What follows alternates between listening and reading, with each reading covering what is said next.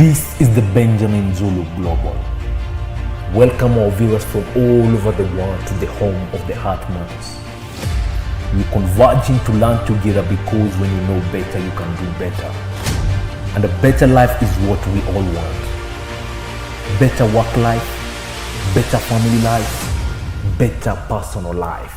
Yes, and we are glad that you have joined us this lovely day. My name is Willie Kinyash, and today we want to talk about why you struggle to accept love. Think about that. And love can be all around us, but unless we accept it, it will mean nothing. And having said that, are there some barriers that make us not to receive or even to give love? Stay tuned because all these questions will be answered this lovely day. Benjamin, Hey, why do we struggle? because we think we are created for love. When we are cherished and appreciated, we should flourish, isn't it? It appears like if somebody treats you right, Yeah. you should feel happy Yes. that you are not in danger. At least you can now rest. You can also love them back, and both of you can have a good connection and good life. That is what, when you are new to the market, you will think. That if I find an honest person, I'm sorted. Yes. If I find a person who loves me sincerely, I'm sorted. Number one, I want you to differentiate between love and desire. Love and desire. Yes. Uh-huh. Love is a place of commitment, is a place of being, deciding it's you that I will love, investing. Love comes with decision. I have decided it is you. And because people don't understand those two dualities, they keep insisting, love is not about emotions. Love is not about feelings. Love is about commitment. It's a choice. So because they're talking one side, you feel disturbed. Is that complete? Yeah. But I also need to feel attracted. Is that all? Yeah.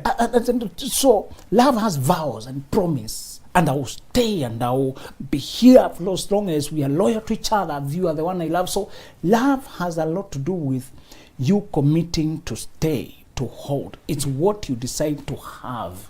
So love is about having. Now, desire is about wanting, being drawn to. Hey. And many people only feel desire.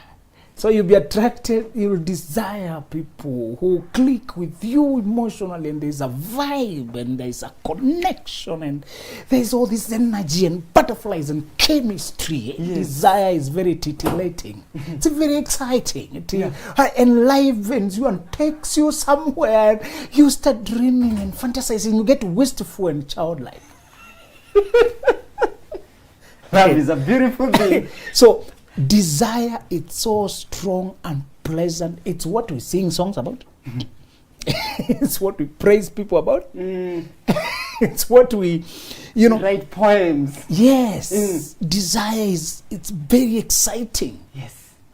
So many people, when we talk about why they can't accept love, why they can't function in marriage, in relationships, it's because they fight the idea of love.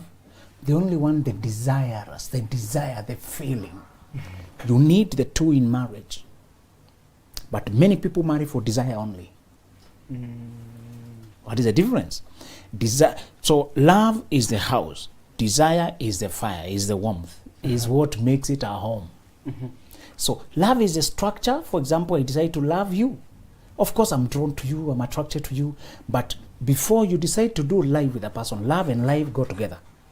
Desire has this trajectory of sexual escapades, excitement, laughter, conversations, connections. So the strand of desire is experiences, pleasurable experiences. And many people, that's what they call love.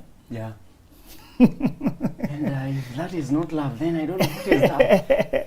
So when it comes to love, I want you to think of life, consistency, continuity, reliability, loyalty. I can count on you. You are faithful.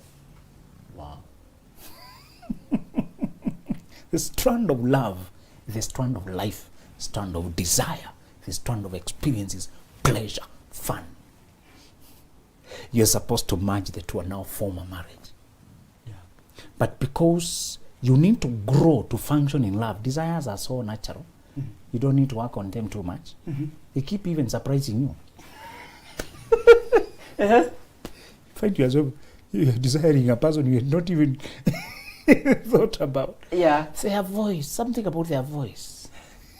They called on phone to talk official matters, and you, You're wondering, what is so calming? Yeah. What is so calming about this person? Yes. You know, somebody greets you, and now you are concentrating. Softness. An innocent lady seated in front of you in the hall, and the hair has caught your attention. Yes. This guy is trying to teach. And because of the way he's dressed, some lady here is already in cloud 9. So desires. Your desires are all over. Yeah. It's like a child who is restless. Yes. Keeps trying this, wanting to eat that. So your desire is a childlike side of you. You don't kill it, but you control it. That's what we do with children. Yes. We control them. Yeah. But you know that if they're not playing, they're sick. But if you don't control the playing, they'll get into danger. That's the problem. Yeah. If your desire is not playing, it is sick.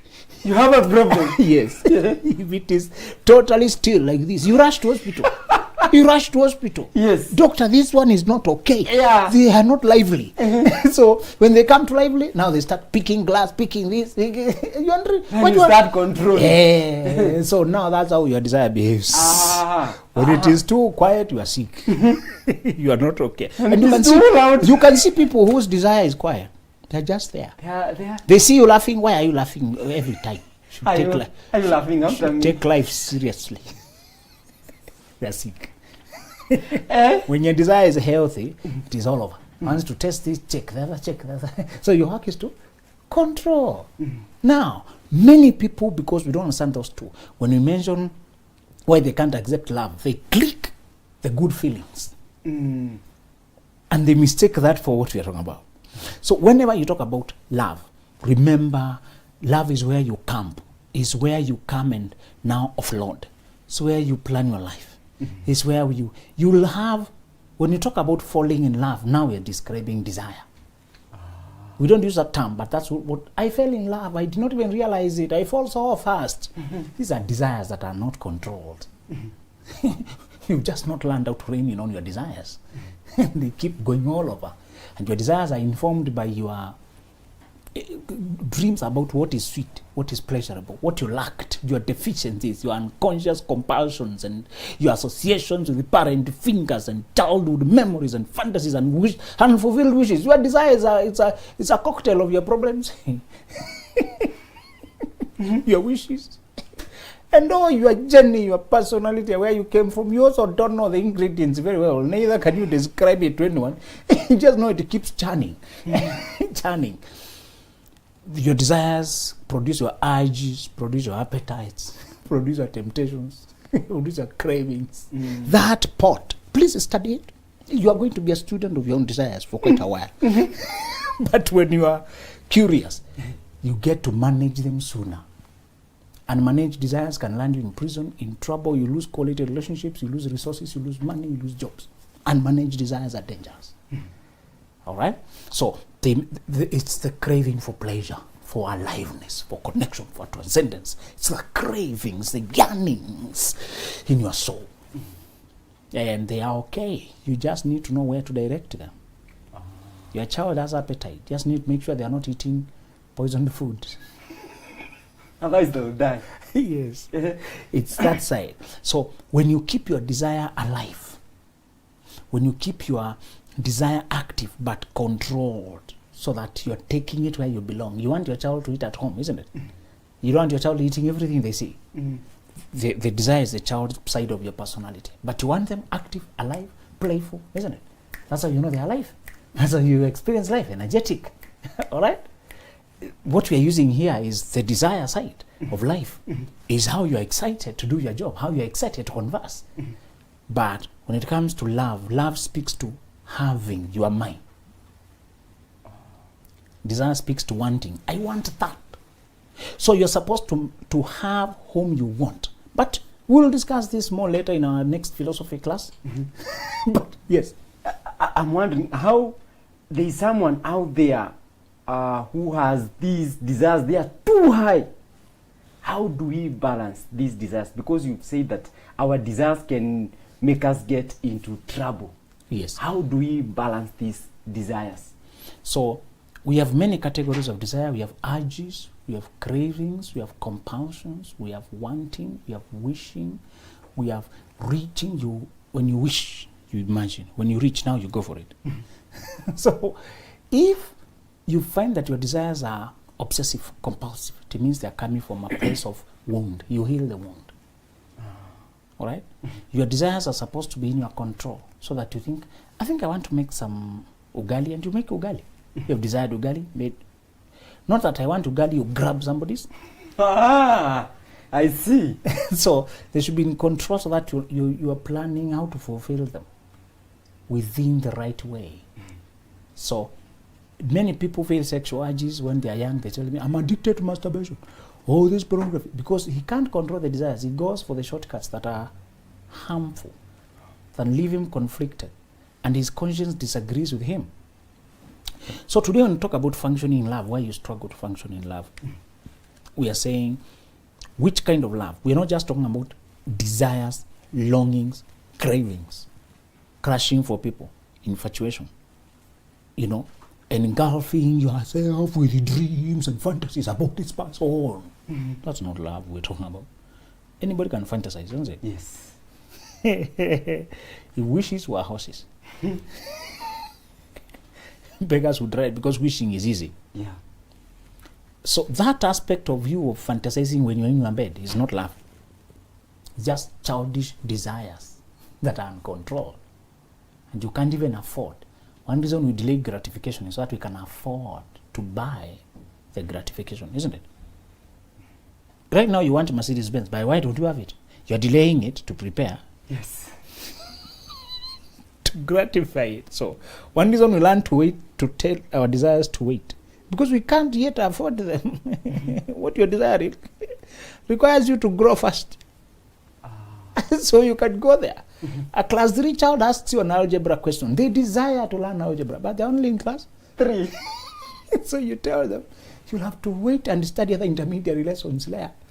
Then I'll teach you algebra later, when you reach there. This child is fascinated by guns. Give me a gun. No, you're not yet there yet to handle guns or cars or anything that has another side effect, even a knife. So some of the desires, we learn to delay them so that we can qualify for the gratification. Wow. And so that we can learn how to handle the fulfillment. Some of the things you're given, when you are young, your mom made to take away food. If you are an appetite child, the children who don't have appetite have to be whipped to eat. Others have to be whipped to stop eating. So there before it is your mother measuring how much food. You have not eaten. Eat your food. You keep running away. They bring you back. Another one is eating everybody's food. Yes. So they have to be stopped. So when you are young, somebody else regulated for you. But with the time you are forced now yourself. Today you serve it and you leave it there. Yeah. You take enough and nobody will force you. You just know you need to eat. I'm going to work and I Up to you. What has happened? That desire for food. You learn to manage it. Yes. The appetite is there, but it's your regulation. Remember, what we are discussing today, why you struggle to love, is why you struggle to stay. Please learn that. Desiring can get hurt, but later on it revives. When you are being traumatized by a heartbreak, you may stay very long repulsed by the idea of attraction and vulnerability, because you are bleeding. If you treat the bleeding, you start desiring again. We know we are alive by our wanting, asking. So when you talk about love today, we're talking about why you struggle to trust, stay, be loyal, be consistent, be there, show up, rely on yourself, promise and fulfill. That is the vocabulary of love, not this other one. No, this The desires. vocabulary of desires has been over-advertised. You need to marry a person you desire. Let's remember that. And I've told you in our lesson 2 of the philosophy of love versus desire, I'll be showing you how to keep your desire alive for your partner. Because some people marry because they desired the person and they committed to them. Then they pack them and they kill the desire. Desire is a fire. You keep fanning it. You keep bringing your appetites home, your longings, your dreamings, you bring to your partner. If you don't bring them, many people marry, they mean well, both of them. None of them is malicious. But they married when the desire was up, and when they committed, they started now into love structure, they abandoned. Each went to their own way. So there are things they used to do, they are no longer that doing kept the desire alive, and they are wanting to each other. Then after they came, they packed it there. Use the word, we settled down. So they settled down. And desire doesn't settle, keeps going. Desire is a fire. Young people, they will say, aliingia box. Keeps going. Yes. It's not a box. It's a journey. It's a journey. It's a journey. Some language is self-deceiving. Stop deceiving yourself. It's a journey. Let's go home. Come, let me take you home. So it's a destination. We went home. Even that idea of wedding, we arrived home, arrived, settled down. Me, I've arrived, I'm done. No. When we marry, don't settle down. We merge and start journeying, flying. Desire is always in emotion. The moment you try to stay in some place and cling to the person, it becomes dead.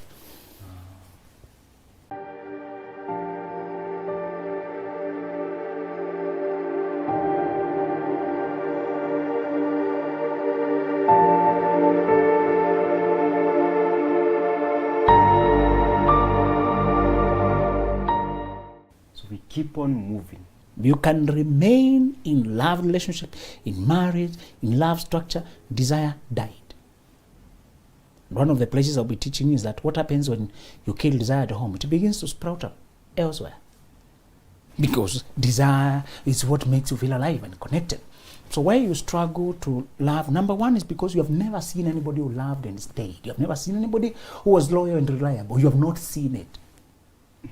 You disbelieve it because you have not seen it. That's one reason. If you grew up under parents who the marriage was so sick or absent, or you just did not see loyalty, you struggle to figure it out. How does somebody stay? How? Same, how many years? 10, 20. Really? How? Are you sure? If you saw instability, you struggle to see stability. Love is about what? Loyalty, stability, commitment, staying, having to hold. That's why we have vows. That's the place of love. Nobody teaches you desire. It's you to fan the desire to keep it alive. People call it the flame, the fire. We want to rekindle our fire, rekindle our flame, revive our love. They still have that marriage, that commitment, the structure, the house is there. But some houses have no life. People moved away. It is overgrown by grass. It is still a house. You still own it, but it has no life. Love and marriage institutions are just institutions. They call it marriage institution. It's an institution. If you don't bring life there, it will remain an institution. Empty. Desire, you're the one to bring it home. So today we are discussing the love of being able to commit and stay. Number one problem is you did not breathe it in. Some people breathed in love and care, and they could see their parents being friends and desiring each other and having longing, having this friendliness and warmth and care. So now they saw it. They believed it. Generally, what you see is what you believe. Generally, what is in front of you is what gets formed inside of you. In a general sense,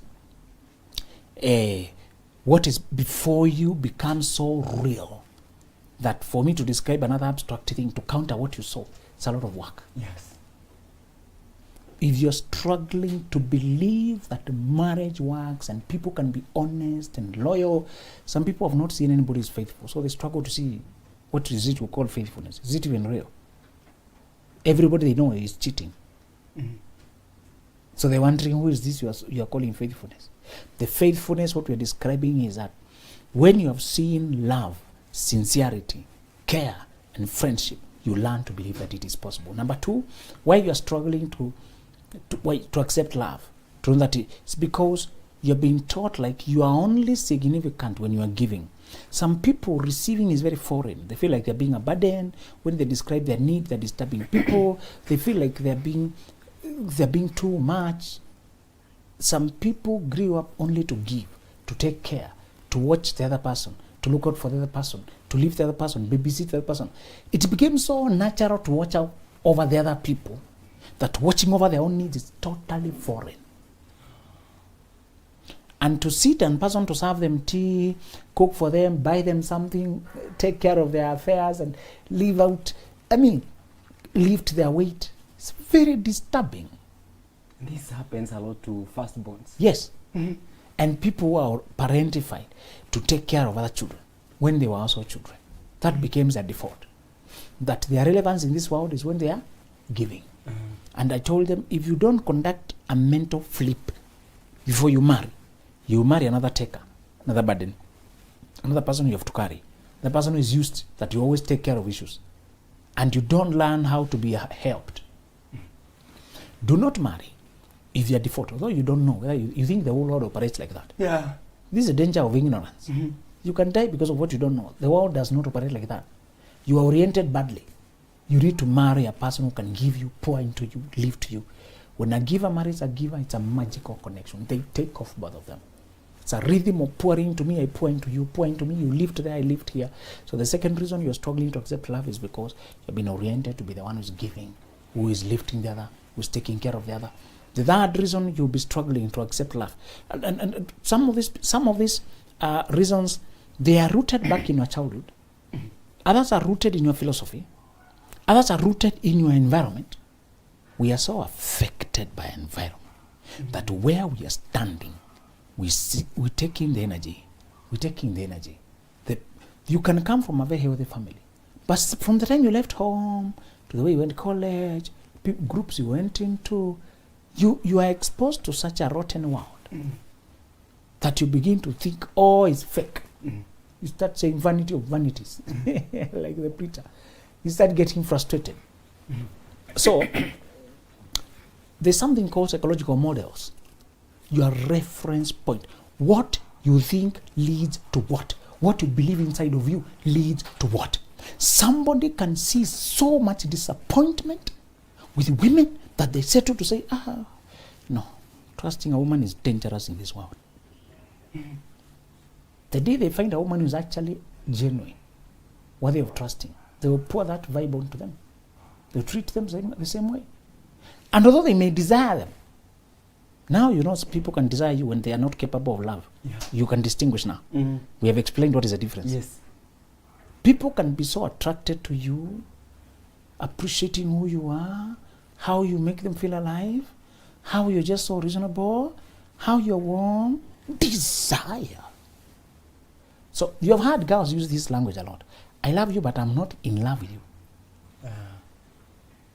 They were referring to one is desire. Thank you very much. But I'm not ready to do life with you. So they were describing desire and the love where you do life. So desire and life are very different. They were saying, I'm attracted to you, but I don't think we can do life together. Exactly. Because when you do life, it's about values, loyalty, reliability, your character. Desire is about the heat, the chemistry, the vibe, the conversations, the laughter, the place we go when we talk together. The energy. You need that in your love relationship, but many times, many people you will desire, you can't do life with. That is a problem. Again, what is a problem? Because many people who you will fall in love with, you can't do life with them. So because girls are very common in that language. I love this guy, but I'm not in love. And they can confuse you because they're using the same word. But them, they mean that they're describing two phenomena. They just don't have the language. Now you know what they mean. Yes. I'm attracted. But I don't think we can do life. I have desire, but I don't have the love for life with you. And when they tell you that, many people will not understand what they are talking about. Yes, you will think she's just confusing you to avoid you. So what happens when I continue pushing this person? Yeah, because you have been taught persistence. To persist. Yes. Men have been taught to persist. Yes. If you overcampaign, you may win her reluctantly. And she remains in your life reluctantly. And you have to do everything to convince her why she should stay. Do you want that? No. Never overcampaign for women. Are we together? Say that again. Never overcampaign. You conduct an overkill. Overkill is when you have done too much. And until you're overwhelmed. You know, you did not persuade. Yes. You overwhelmed. Now, she was here stranded. You brought a car. You built her parents' house. You transformed her brother was problematic. You took the dad, put him a job, opened butchery. So they are not in love with you. You overwhelmed them. They are in love with whatever you are doing for her. So the third reason why you struggle to accept love is because you have formed psychological models that, because of your experiences and your philosophy, the books you read influence you a lot. You can take up so much of cynical content until that becomes the way of view the world. So you can actually stay and married, although there's nothing wrong with your family. You are raised the best way those parents could do, and they were responsible and they were attentive. You went to the right schools. You were not traumatized. There are people who are not. You can't see the problem. They can't. But you have developed these internalized psychological models or beliefs, deep-seated beliefs that make it impossible to allow you to rest in love. You keep waiting for them to cheat. You keep waiting for them to lie. You keep waiting for them to walk out. Why? You immersed yourself in a world of debauchery, for example, drunkenness and savage life. And the last minute, you try to clean yourself up and go to church to get married.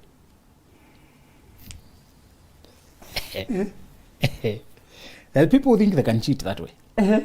They live a bohemian lifestyle, just doing it, and then when the time comes for getting married, now they clean up. And they go to church. Where are you coming from? Faithfulness was not a vocabulary. There was nothing like that. It was about convenience. So you're so suspicious. You keep looking at people and seeing every time they talk, they're planning something mischief. When you see people smiling, there are people who suspect you through and through because of their psychological models, the deep-seated beliefs, the world they came from. That one meant cheating. There was no honesty, no character, no integrity. And they cleaned themselves up somewhere last minute. And they used very attractive language. That now they're converted. Yeah.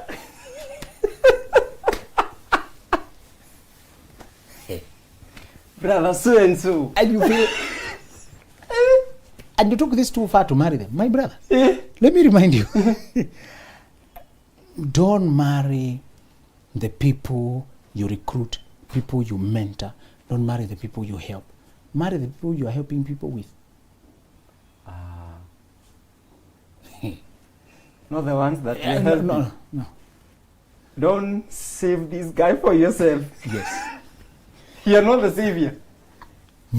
Always marry from your level. Although you are hearing so much praise from the ones under, how you have changed their life, how they admire you, how they earned your ego. You know, the people who are below you only see the glorious.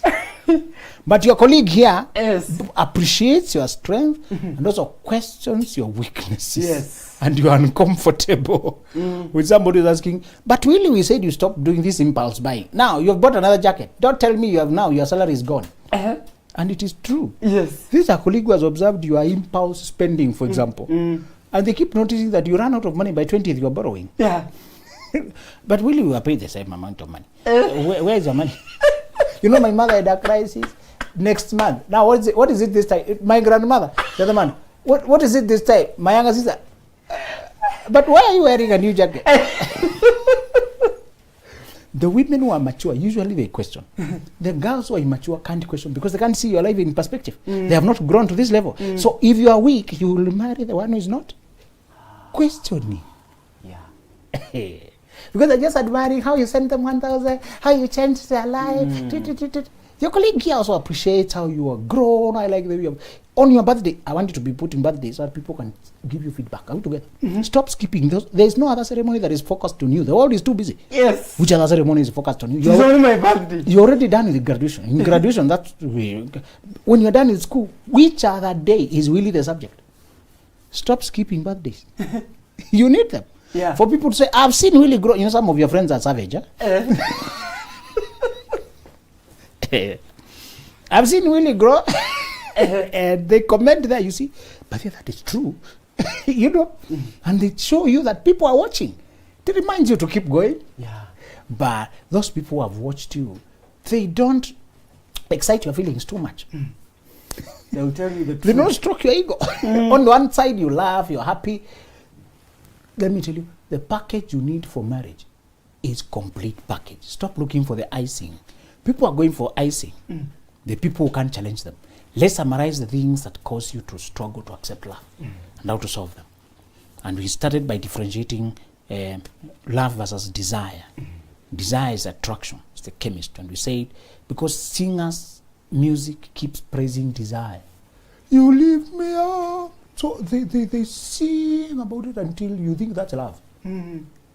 Remember, love is about having. Desire is about wanting. And your wants don't rest. Isn't it? They keep wanting. The aim is to love the person you want and then to keep your wanting with them. Desires must be kept revived. But desire is an energy, keeps flowing, requires variety. Many people marry, settle, and leave boredom, and the fire dies. So that the structure of love, they're still married, they're still committed, but the desire died. Yeah. You awaken desire. Desire is erotic by nature. You awaken it through variety, through surprise, through creativity, conversation, laughter, by going places, by keeping.